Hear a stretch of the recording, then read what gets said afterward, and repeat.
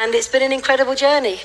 It has. You know, my main focus when I first started was to give my children a private education, the best education that money could buy. And within 1 year of being in Forever, I had them in top public schools in the UK. So I was very proud of that. And 7 years to Diamond. 7 years it took you to become a Diamond? Yeah. You're also a grandmother. I am. I've got 2 little tiny ones.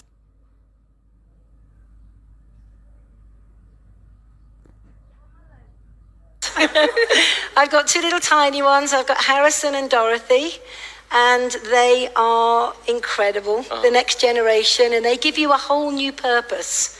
You know, you do the best for your children, and the little ones come along, and suddenly it takes on a new meaning all over again. So I'm a pawpaw because my son's married a half Chinese girl, and in Chinese, granny is pawpaw.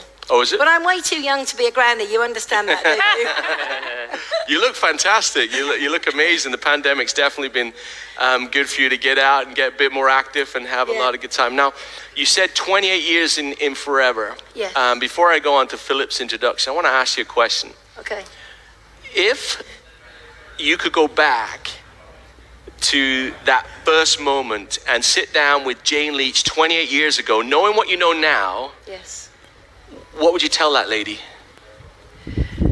I would say, dream big and don't waste your time with time wasters. I think in the early days, I wasted way too much time with those that wanted it but never took any action. And I look back on those moments and I realized I spent too much time with the wrong people. But I would say, have no fear, you know, fully engage with Forever. It will never let you down. It's a quiet constant in a hectic world. And, you know, I always say have a mad, passionate love affair with the business because that's what it is. I like that. I like that. So,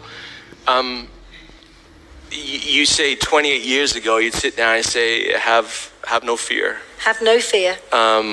And you say, don't waste your time with time wasters. How do you know when someone's a time waster? Because this is a problem, it's a question we all have, right? Is how do I know when it's time to cut bait and move on?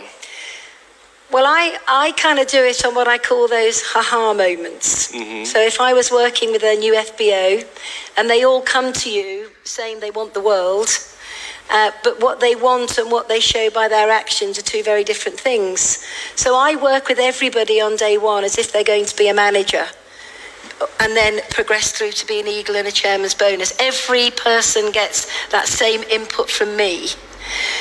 But you know, you can plan a business and you can put a lot of time and energy into that first month.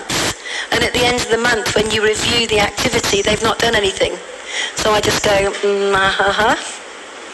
And then maybe you plan the next month and they don't do anything, you go, And by the 3rd month, I'm done, I'm gone. Because my time's valuable and I'm looking to work with people that justify my time because I know if they work with me, I can change their life. And yet what we tend to do, and I did it, and I'm sure you guys do it, and have done it in the early days, when you recruit somebody, you put all your attention into them, but you want it for them more than they want it for themselves. Mm-hmm. I like that sort of focus on the actual numbers, let the numbers, the data tell you whether they're in or they're out. Yeah, excellent. Philip.